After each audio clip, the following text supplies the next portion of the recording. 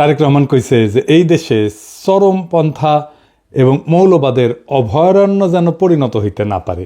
দেখেন, অতি উত্তম কথা। তবে ইন্ডিয়া মনে করে মৌলবাদীদের বিরুদ্ধে শেখ হাসিনাই একমাত্র ভরসা। ইন্ডিয়া টুডে একটা নিবন্ধ ছাপিয়েছিল 2022 সালে। 2016 সালে বামেরাও বলতো দেশের বড় শত্রু মৌলবাদ। হাসিনার ফ্যাসিবাদ কিন্তু বড় শত্রু না, বড় শত্রু মৌলবাদ বামেদের মতে। তাইলে আমরা বুঝলাম বাংলাদেশে মৌলবাদ বলে একটা জিনিস আছে, মৌলবাদী বলেও একটা জিনিস আছে যা খুবই খারাপ, তাই না? সেটারে বিএনপি খাইয়া দিতে চায়, সেটা বিএনপি প্রতিরোধ করতে চায়। আচ্ছা, খুব ভালো কথা। তাইলে খালেদা জিয়ার নিশ্চয়ই মৌলবাদীদের সম্পর্কে একটা বক্তব্য আছিল, সেটা কি একটু আমরা শুনে আসি? আসেন শুনি, এডিটর সাহেব শুনে দেন। মৌলবাদী ধর্মীয় লোক আছে কিন্তু মৌলবাদী নয়।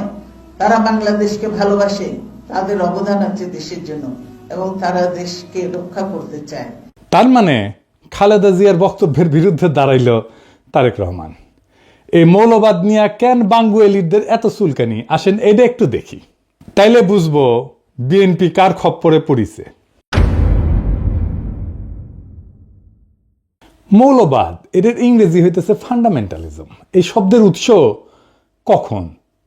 শব্দটা প্রথম 20 শতকের শুরুর দিকে আমেরিকাতে প্রোটেস্ট্যান্ট খ্রিস্ট ধর্মে এটার উদ্ভব। 1910 থেকে 1915 সালে এই প্রোটেস্ট্যান্ট খ্রিস্টানরা একটা সিরিজ পুস্তিকা প্রকাশ করে, দ্য ফান্ডামেন্টালস নাম দিয়ে, যেখানে বলা হয় বাইবেলকে আক্ষরিক অর্থে মানিতেই হইবে, আক্ষরিকভাবে মেনে মেনে চলতে হবে। তখন খ্রিস্টান জগতে ফান্ডামেন্টালিস্ট মানে ছিল সেই সব খ্রিস্টানেরা যারা বাইবেলকে অক্ষরে অক্ষরে অনুসরণ করত, বা বলতে পারেন রক্ষণশীল খ্রিস্টানেরা। অর্থাৎ শব্দটার জন্মই হয়েছে খ্রিস্ট ধর্মে, ইসলামে না। কিন্তু এটা এখন ইসলাম বুঝাইতে কেন ব্যবহার করা হয়? পশ্চিমা দুনিয়ায় শব্দটার রূপান্তর কেমনে হইল? আসেন এর একটু বুঝে দেখি। দ্বিতীয় বিশ্বযুদ্ধের পর পশ্চিমা রাষ্ট্রতন্ত্র, বিশেষ করে আমেরিকা, ধর্মনিরপেক্ষতার নামে ফান্ডামেন্টালিজম শব্দটাকে ধীরে ধীরে নিজেদের ধর্মের মধ্যে একটা সাংস্কৃতিক বিরোধ হিসেবে টিকায় রাখে। ধর্মের মধ্যে আছে না না ফেরকার দ্বন্দ্ব আছে না, সেই রকম। মানে খ্রিস্টান মৌলবাদ, যা থেকে মৌলবাদ শব্দটার উৎপত্তি, তাকে নিজ ধর্মের ভেতরকার বিষয় কইরা রাখে। মানে এটা আমাদের ঘরের একটা ব্যাপার। রক্ষণশীল খ্রিস্টান হওয়া কোনো অসুবিধা নাই, কিন্তু রক্ষণশীল মুসলমান এটা হওয়া যাবে না। কেন যাবে না? এর পরে আসতেছি। আমেরিকার সোভিয়েত ইউনিয়নের কোল্ড ওয়ারের টাইম থেকে এই ফান্ডামেন্টালিজম ধীরে ধীরে একটা পলিটিক্যাল এবং সিকিউরিটি টার্ম হয়ে দাঁড়ায় পশ্চিমা বিশ্বের, বিশেষ করে ইরানের বিপ্লবের পরে 1779 সালে।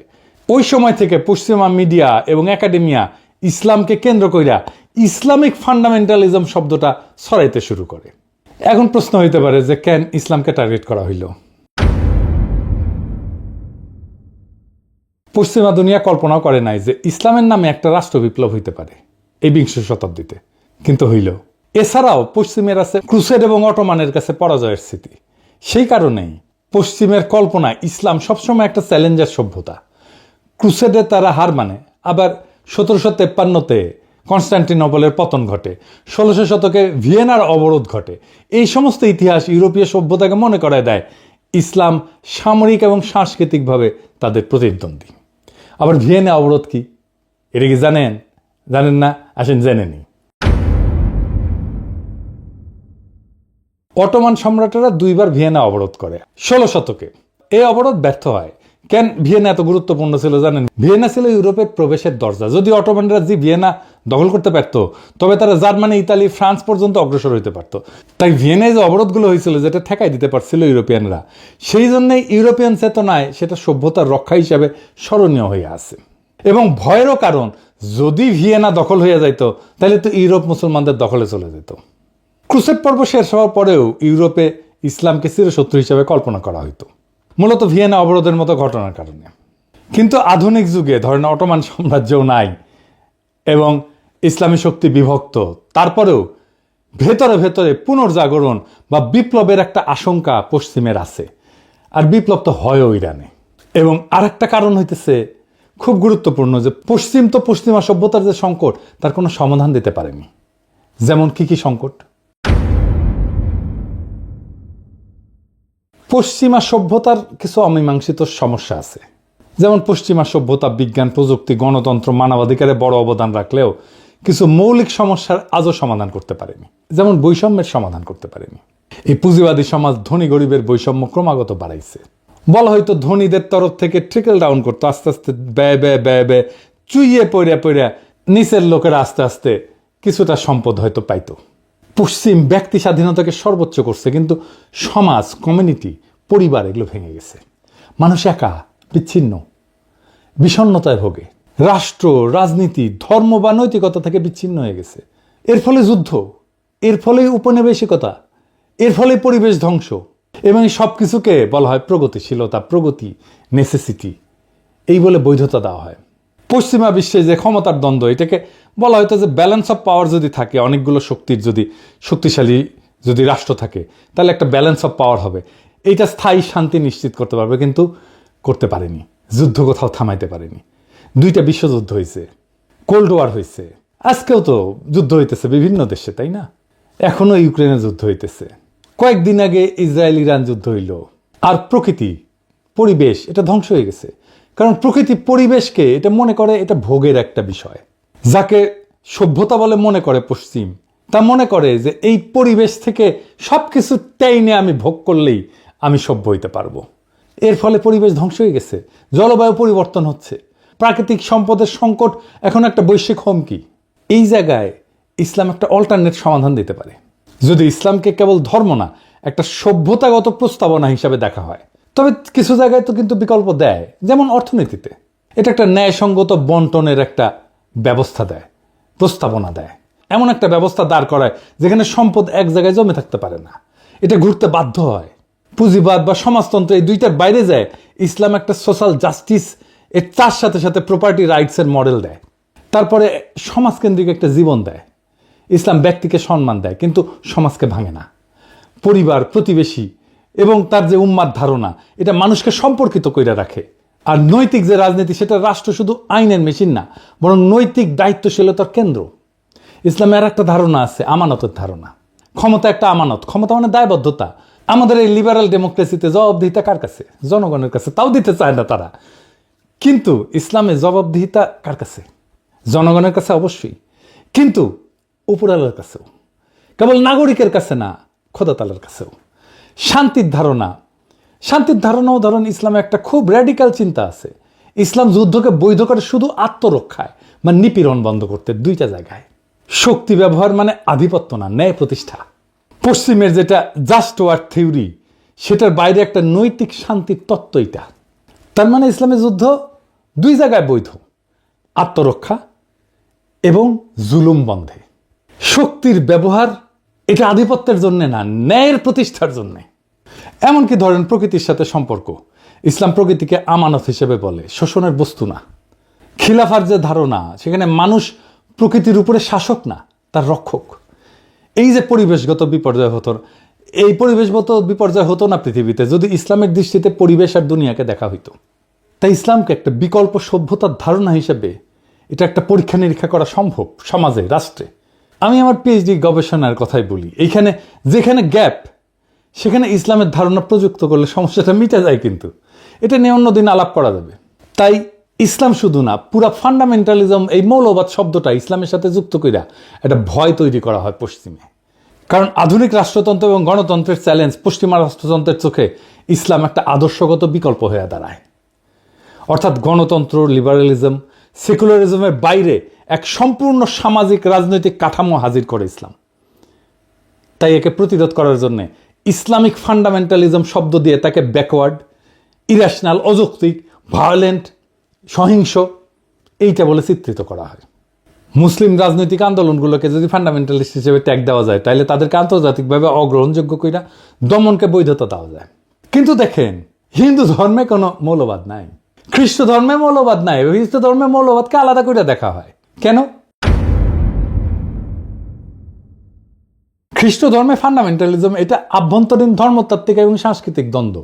এইটাকে যদি ডেমোনাইজ করা হয়, তাহলে পশ্চিমা জনসংখ্যার একটা বড় অংশ সরাসরি ক্ষুব্ধ হয়ে যাবে। তাই ওদের মিডিয়া এবং একাডেমিয়া খ্রিস্টান ফান্ডামেন্টালিজম শব্দটাকে সীমিত অর্থে ব্যবহার করে, সন্ত্রাস বা হুমকির সাথে যুক্ত করে না, কিন্তু ইসলামকে করে। ইসলামের ক্ষেত্রে তারা এটাকে এক্সটার্নালাইজ করছে, বাইরের শত্রু, সভ্যতার চ্যালেঞ্জ, আধুনিক রাষ্ট্রের জন্য হুমকি, এইভাবে তারা হাজির করে। কার্ল শিমিট বলছিলেন যে রাজনীতির মৌল কেন্দ্র হইল ফ্রেন্ড ভার্সেস এনিমি, এই বিভাজন। পশ্চিমা রাষ্ট্রতন্ত্র ইসলামের ফান্ডামেন্টালিজম ধারণাটাকে ব্যবহার করছে এনিমি হিসেবে চিহ্নিত করার জন্য। ফুকো দেখাইছেন যে কিভাবে ক্ষমতা ডিসকোর্স তৈরি করে বা বয়ান তৈরি করে। ইসলামিক ফান্ডামেন্টালিজম একটা ডিসকোর্স বা বয়ান যা ইসলামকে সবসময় ইরাশনাল, ভায়োলেন্ট, প্রিমডার্ন এই হিসাবে উপস্থাপন করে। এডওয়ার্ড সাইদও বলছেন তার ওরিয়েন্টালিজমের ধারণায় যে পশ্চিমা সংস্কৃতি সবসময় পুপকে অন্য বা আদার বানায়, নিজের আধুনিকতাকে বৈধতা দেয়। এবং এই যে ওয়েস্টার্ন ডেমোক্রেসি, পশ্চিমা লিবারাল ডেমোক্রেসি নিজেকে একমাত্র বৈধ রাজনৈতিক রূপ হিসেবে দাঁড় করাইতে ইসলামিক ফান্ডামেন্টালিজমকে বিকল্প রাজনৈতিক কল্পনা হিসাবে সে ডেমোনাইজ করে। ফলে আন্তর্জাতিক আইন, সিকিউরিটি, নীতি, এমনকি গবেষণাতেও ইসলামী আন্দোলনকে প্রায় ফান্ডামেন্টালিস্ট থ্রেট হিসাবে বলা হয়। যদিও একই ধরনের ইহুদি বা খ্রিস্টান চরমপন্থাকে সেটা বলা হয় না, হিন্দু চরমপন্থাকে তো বলা হয়ই না, দেখতেছেন তো। যা যা একটা ইসলামী সমাজকে আলাদা মিনিং দিছে সেটাকে আক্রমণ করা হয়েছে পশ্চিম থেকে।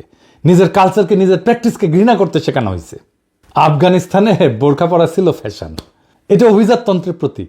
যেই নারী বোরখা পরবে তাকে ধরে না হয়তো সে ধনী এবং সে কোনো কাজ করবে না, সে অভিজাত, তার কাজ করার দরকার নাই, তাকে অন্যভাবে সম্মান করা হইতো। এইটাকে পশ্চিমানারা বানাইলো নারী নিপীড়নের আইকন। কি খোদা আমারে উঠায় নাও। বোরখা খুলে বেলায় প্রগতিশীলতা। অটোমান হেরেমকে বলা হয় নির্বিচার যৌনতা, অথচ জানেন এইটা নারীর ক্ষমতায়নের একটা super duper model, very effective alternate model. একদিন আলাপ করবো এটা নিয়ে। নারীবাদীরা এখন থেকে লাফানো শুরু করবে, মূর্খসোদা নারীবাদী। বাংলাদেশে সব প্রগতিশীলের মূর্খসোদা, নারীবাদীরা আরো বেশি মূর্খসোদা। এদের সাথে আলাপ করবো আমি হেরেম নিয়ে। যাই হোক, বিএনপি পশ্চিমের বয়ান নিচ্ছে ইসলাম প্রসঙ্গে। তার রাজনৈতিক প্রতিপক্ষকে মোকাবেলা করার জন্য যদি আওয়ামী বয়ানের কান্দে চাপতে হয় বিএনপিকে, তাহলে তো বিএনপি আর একটা আওয়ামী শাসনই উপহার দেবে। পশ্চিমের ভয় একটা ফেয়ার ইলেকশনে ইসলামী দলগুলো যদি ক্ষমতায় চলে আসে, এই ভয় তারা মিশরে পাইছে, একই ভয় তারা গাজায় পাইছে। হামাস জিতছে, তারা স্বীকার করবে না, কিন্তু মোদিরে মাইনা নিবে। আজিব বাত। এইভাবে রাজনীতি চলে। জামাতের সাথে বিএনপি তো আসলে কোনো প্যারামিটারে জিততে পারবে না, না আভ্যন্তরীণ গণতান্ত্রিক চর্চায়, না কর্মীদের রাজনৈতিক মানে, না কর্মীদের সাহসে, না কর্মীদের সংখ্যায়। বিএনপি ছাত্রদল, ছাত্রজীবী যদি এখন রাস্তায় মারপিটেও নামে, ছাত্রদল হাইরা যাবে। এটা বাস্তবতা। না বিএনপি প্রতিষ্ঠান তৈরি করতে পারছে, না কর্মীদের নৈতিক রাজনৈতিক পড়াশোনা, শিক্ষা প্রতিষ্ঠানে সংগঠনের প্রভাব বাড়াইতে পারছে, কিছুই করতে পারেনি। বিএনপি জামাত বা ছাত্র শিবিরের সাথে তুলনায় কোনো ধারে কাছে যেতে পারবে না। এই জন্যই তারা বাইসা নিছে এমন একটা জায়গা যেখানে জামাত দুর্বল, সেটা মুক্তিযুদ্ধ। এই মুক্তিযুদ্ধের মাঠে এসে জামাতকে ঘায়াল করতে চায়। তাই তাদের মুখে মৌলবাদ, তাই তাদের মুখে জঙ্গিবাদ। সেই একই বয়ান আওয়ামী লীগের বয়ান, কারণ এটা সহজ। জামাতের রাজনীতিকে মোকাবেলা করার জন্য যে দক্ষতা থাকা দরকার, ইন্টেলেকচুয়াল ক্যাপাসিটি থাকা দরকার ছিল, সেটা তো বিএনপির নাই। তো বিএনপি নিছে সহজ পথ, মুক্তিযুদ্ধের কথা বলে কোণঠাসা করা। এই রাজনীতি জিতবে না, এই রাজনীতি জেতান না। এই রাজনীতি অবশ্যই বিএনপিকে পরাজয়ের রাস্তায় নেবে। এই রাজনীতি বিএনপিকে রাষ্ট্র ক্ষমতা আসতে দেবে না, লিখে রাখতে পারেন। এটাই বিএনপির রাজনৈতিক পরাজয়ের কারণ হবে। পশ্চিমা শক্তি আমাদেরকে কোনো সাহায্য করেনি হাসিনা বিরোধী লড়াই, আমাদের কোনো ধরনের কূটনৈতিক সাহায্য করেনি। হাসিনার শাসনকে সর্বতভাবে সাহায্য করে গেছে, সাপোর্ট করে গেছে পশ্চিমা শক্তি। এখন সেই পশ্চিমা শক্তির ইচ্ছায় যদি বিএনপি তার আগামীর রাজনীতি নির্ধারণ করে, তার রাজনীতিকে বাংলাদেশের মানুষ প্রত্যাখ্যান করবে। বাংলাদেশের মানুষ তার ধর্ম, তার সংস্কৃতি, সেটাকে সাথে নিয়ে বাংলাদেশের মানুষ আগামীর রাষ্ট্র গঠন করতে চায়। পশ্চিমাদের সাজেশনে না, পশ্চিমাদের ধারণা দিয়ে না, পশ্চিমাদের প্রেসক্রিপশন দিয়ে না, বরং পশ্চিমাদের প্রেসক্রিপশনে যারা রাষ্ট্র করতে আসবে তাদেরই বাংলাদেশের জায়গা হবে না। বাংলাদেশের রাজনীতির বড় ট্র্যাজেডি হইল নিজেদের শক্তি আর ঐতিহ্যকে ভরসা না কইরা বিদেশি প্রেসক্রিপশনকে আঁকড়ায় ধরা। আওয়ামী লীগ তা করছে বছরের পর বছর, আর বিএনপি যদি সেই একই পথে হাঁটে তবে তার পরিণতি একই হবে। মৌলবাদ নামের কৃত্রিম আতঙ্ক দেখায় জনগণকে ভয় দেখানো যায়, কিন্তু ক্ষমতা দখল করা যায় না। বাংলাদেশের মানুষ চায় না কোনো আমদানি করা প্রেসক্রিপশন, তারা চায় নিজেদের ধর্ম, সংস্কৃতি, ইতিহাস এবং আত্মপরিচয়ের ভেতর থেকে বেরিয়ে আসা একটা রাষ্ট্র। সেই রাষ্ট্র হবে ন্যায়ভিত্তিক, বিশ্বাস এবং মূল্যবোধ নির্ভর, যেখানে বিদেশি লেভেল না, বরং বাংলাদেশের মানুষের রক্ত মাংসের চাহিদা তার রাজনৈতিক চালিকা শক্তি হবে। তাই আজ যদি বিএনপি আওয়ামী লীগের সহজ পথ অনুসরণ না কইরা বরং নিজের কণ্ঠে, নিজের বয়ান, নিজের আত্মপরিচয়কে রাজনৈতিক ভিত্তি করে তোলে, তবে এই জাতি তার পক্ষেই আবার জায়গা উঠবে। কিন্তু যদি তারা পশ্চিমের সাজেশন আর আওয়ামী লীগের কপি পেস্ট রাজনীতির মধ্যে হারায় যায়, তবে এই জাতি তাদের ক্ষমা করবে না। ইতিহাসের আদালতে তখন বিএনপির নাম লেখা থাকবে আত্মসমর্পণকারীর তালিকায়, পরাজিতের তালিকায়। বাংলাদেশ আজ নতুন দিগন্ত চায়। আওয়ামী বা পশ্চিমা কণ্ঠস্বর না, বরং নিজের সত্যিকারের কণ্ঠস্বর যে দল সেটা শোনাবে, সেই দলই আগামীর বাংলাদেশ করবে, এইটা লিখে রাখতে পারেন, এটা নিশ্চিত। সেটাই ছিল 2024-এর বর্ষা বিপ্লবের অঙ্গীকার। বাংলাদেশ সেই পথেই হাঁটবে। ইনকিলাব জিন্দাবাদ।